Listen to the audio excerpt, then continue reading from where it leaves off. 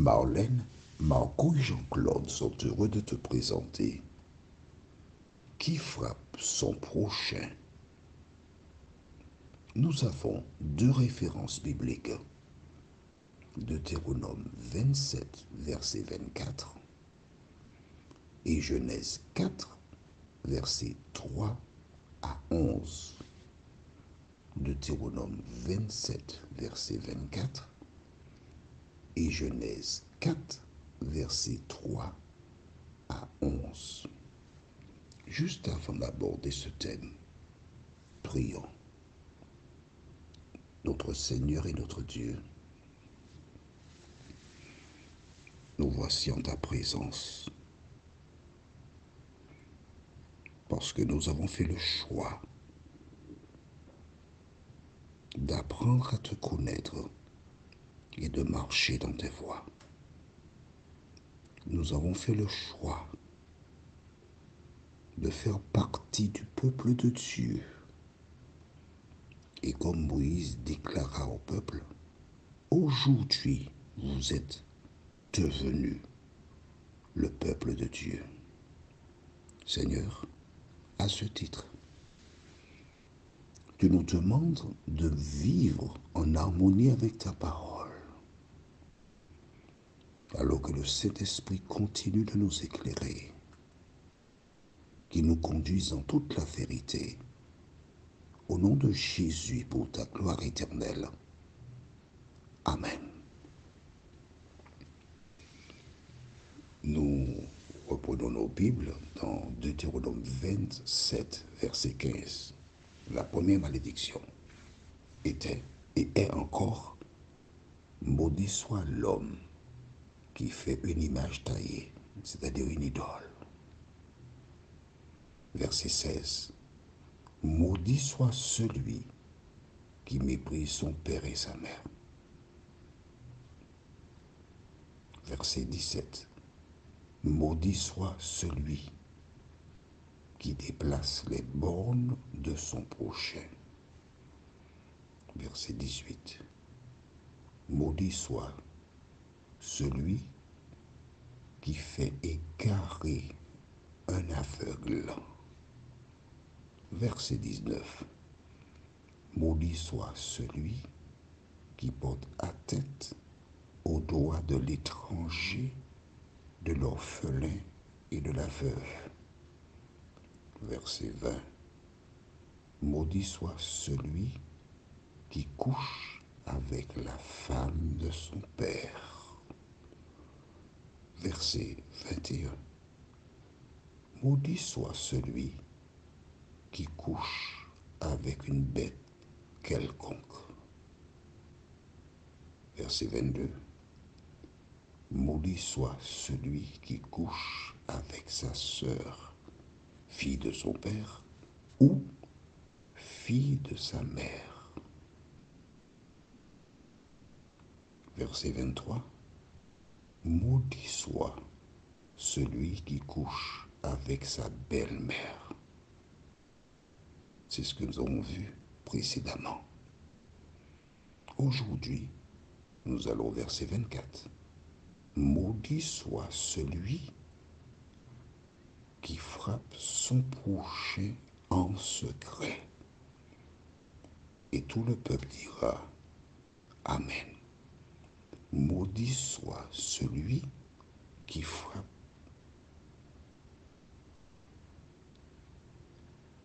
son prochain en secret. Alors, nous pouvons comprendre ce verset de différentes manières. Premièrement,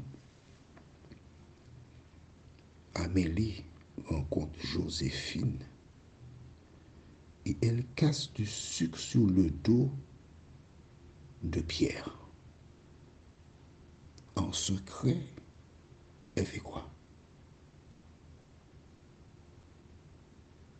Dis-moi. Elle frappe Pierre.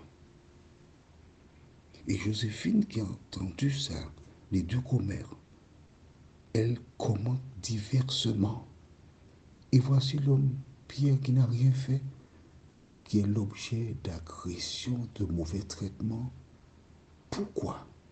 Parce qu'une des deux personnes a dans le secret frappé. Mais il y a aussi des personnes, et souvent j'en dis un peu partout dans le monde, qu'on tue des gens. Tu imagines, un homme va, il tue quelqu'un, il rentre chez lui, il se douche, il met son pyjama, il se couche dans son lit, il dort, sans aucun remords. Il n'y a aucune preuve et plusieurs crimes non élucidés subsistent jusqu'à ce jour. Mais rappelle-toi une chose, la Bible te dit, maudit soit celui qui frappe le prochain. Tu as bien vu, hein? Verset 24, maudit soit celui qui frappe son prochain. Le premier exemple que nous avons, nous le trouvons au livre de Genèse chapitre 4. Adam et Ève mirent au monde des enfants et deux fils, Caïn et Abel, ont été offrir un sacrifice à Dieu. Lisons le récit. Nous sommes dans le livre de Genèse chapitre 4, les versets 3 jusqu'au verset 11. Au bout de quelque temps, Caïn fit à l'Éternel une offrande des fruits de la terre, et Abel, de son côté, en fit une des premiers-nés de tout son troupeau et de leur graisse. L'Éternel porta un regard favorable sur Abel et sur son offrande, mais il ne porta pas un regard favorable sur Caïn et sur son offrande.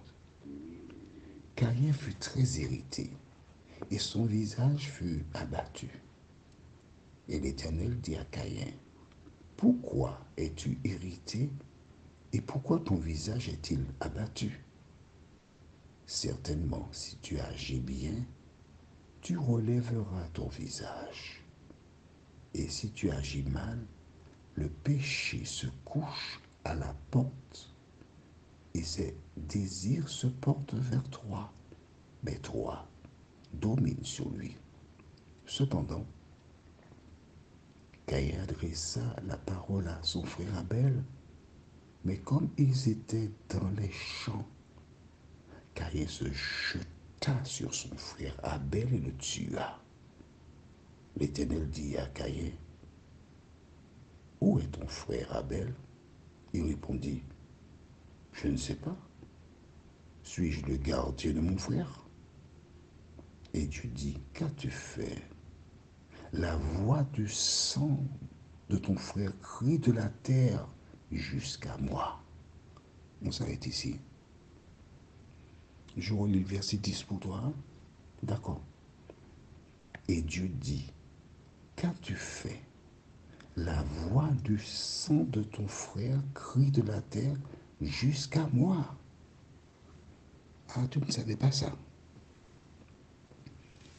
Tu ne savais pas que lorsque tu tues quelqu'un et que son sang coule, il y a une connexion entre le sang de la personne tuée et Dieu qui est dans le ciel. Il y a une connexion. Tu vois pourquoi il faut lire la Bible? Tu comprends pourquoi des gens ne voulaient pas que tu lises la Bible? Mais aujourd'hui, tu découvres la vérité. Tu découvres ce qui se passe lorsqu'il y a un crime. Les hommes peuvent ne pas te démasquer. Mais le sang qui a coulé a une connexion avec le Créateur. Et l'exemple de Caïn et Abel est là pour te dire, pour nous dire que quel que soit ce que nous faisons, il y a une connexion avec Dieu. Il est le juste juge. Alors, il s'est adressé à Abel à travers ce que nous découvrons. Mais il s'adresse aux hommes de différentes manières. Je te rappelle qu'un jour un homme a tué son épouse méchamment. quelque temps plus tard, quelqu'un a tué la nièce de cette femme, méchamment.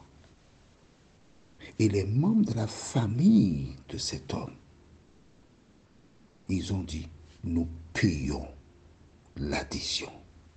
Mon ami, écoute ce que Dieu te dit, ne fais pas le mal. Alors si tu as tué quelqu'un et on ne t'a pas encore arrêté, toi qui m'écoutes là, Dieu te tend une perche. Ne vis pas dans la crainte, la peur. Tu as peur d'être incarcéré? N'aie pas peur. Au contraire, va te dénoncer. Va te dénoncer. Dis au policier, j'ai écouté un audio. Et dans l'audio, j'ai entendu et j'ai vérifié dans la Bible. Et je relis le verset. Et Dieu dit, qu'as-tu fait? La voix du sang de ton frère crie de la terre jusqu'à moi. Tôt ou tard, je devrais comparer. Dieu va me faire payer. Alors je voudrais, dès à présent, reconnaître et demander pardon. Va faire cela. Va faire cela. Pourquoi?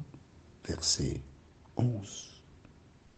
Maintenant, tu seras maudit de la terre qui a ouvert sa bouche pour recevoir de ta main le sang de ton frère. Tu ne peux pas échapper, non? C'est ce que Dieu a dit. Et si toutes les personnes qui ont tué quelqu'un pouvaient lire la Bible et découvrir ce que dit Dieu, la première chose qu'ils devraient faire, c'est de reconnaître, demander pardon. Fais une petite lettre aux parents des personnes pour leur demander pardon. Ce qui est fait est déjà fait. L'important, c'est ce que tu dois faire maintenant. Reconnaître, délaisser, demander pardon et repartir sur une nouvelle base. Il n'y a pas de péché mortel et péché véniel. Tous les péchés, sans exception, conduisent à la mort. Alors reconnais, abandonne, tourne-toi vers Dieu et il te bénira. Prions notre Seigneur et notre Dieu. Merci pour la parole. Encore aujourd'hui, plusieurs de tes enfants découvrent que toutes les fois que le sang coule, ce sang te parle et tu rentres en jugement avec l'auteur. Seigneur, merci de visiter tous ces hommes qui ont battu des femmes et qui sont encore bien cachés. Merci de visiter toutes les personnes qui ont commis un crime quelconque.